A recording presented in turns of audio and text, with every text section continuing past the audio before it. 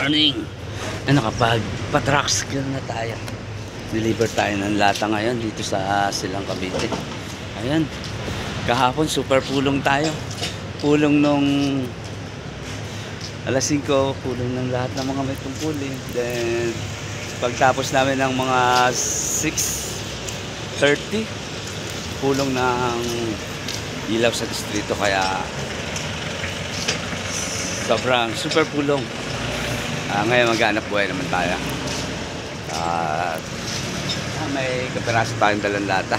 Nakatuto kami sa baklasin para magawa naman ng paraan yung ating budget. Nasa baklasin na, kaya si Boss Jason na iwan dun sa Kalakal. Salamat sa inyong lahat sa pagsama natin sa mga ginagawa natin pagsamba at ginagawa natin mga pagtupad. Salamat sa inyo. Siyempre salamat dahil 30k followers na tayo. Kasama natin si comment natin. Nandito tayo sa sila. Ingat po lahat sa ating paghanap buhay. Ingat po lahat sa ginagawa natin pagtupad.